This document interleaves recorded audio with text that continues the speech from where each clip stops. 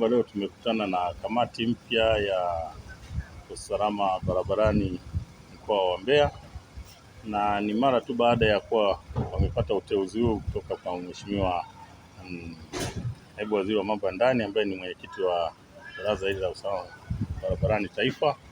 Wao wameamua kuanza kikao mara moja baada ya kuteuliwa. Kwa kweli tunashukuru.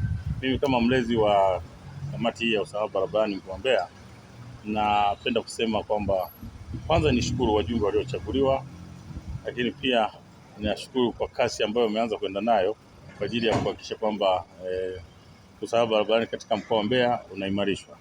Na sema hivyo kwa sababu si kwamba ile kamati iliyoondoka ilikuwa ikifanya kazi, hapana, imefanya kazi, lakini kwa sababu malengo na mikakati ambayo wamejiwekea kipindi hiki kwenye kamati imekuja kuongezea kasi kubwa sana, kwa sababu pia hata kamati ambazo wamejipanga naona zimejipanga tayari kuanza kazi mara moja baada tu ya kujipanga katika hizo kamati ndogo ndogo. Naamini kabisa kwamba ajali zitapungua, lakini pia watumiaji wengine wa vyombo vya moto ambao wanatumia barabara na wenyewe wataelimishwa, kwa sababu swala la elimu tumeliweka kama kipaumbele katika kikao hiki ambacho kimefanyika leo. Kwa majina naitwa Pir Mohamed Mula, ni mwenyekiti mpya wa kamati ya usalama barabarani mkoa wa Mbeya. Na leo hii tumekutana hapa Mbeya katika ukumbi wa Tugimbe. Nia ilikuwa ni kujadili na kupanga mikakati ya nini kifanyike, ama kamati imejipanga vipi ili kutatua changamoto ambazo tunazo kama Mbeya mjini, lakini pia kama mkoa kwa ujumla. Na nashukuru Mungu kikao kilienda vizuri. Tumeweza kujadiliana na kupanga mikakati mapema kabisa, sababu uteuzi umefanyika mwezi tu uliopita.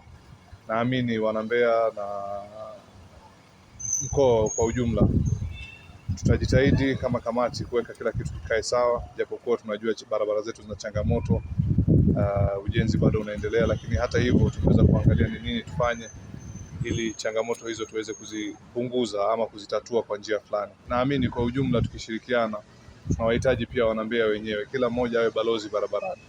Tusiende tukafanya vitu vya ajabu ajabu barabarani, baadaye madhara yanakuwa ni ya kwetu sisi wenyewe.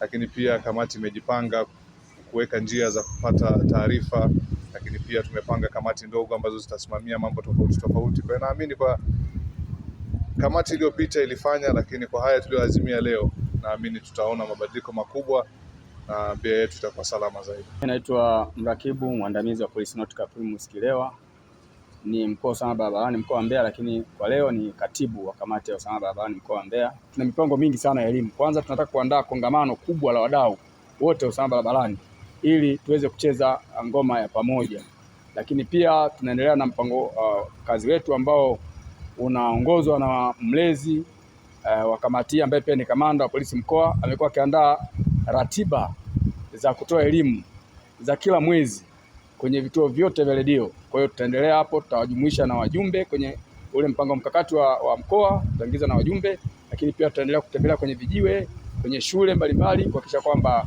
tunawafikia makundi yote ya watumiaji barabara.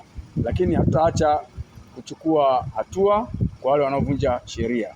Nimeshapokea maelekezo kutoka kwenye kamati, na mimi kama katibu ndo mtendaji na secretariat ambao ndo wasaidizi wangu, tunakwenda mara moja kutekeleza maelekezo. Sasa napokea maelekezo ya kamanda, lakini pia mlezi, lakini pia ya kamati.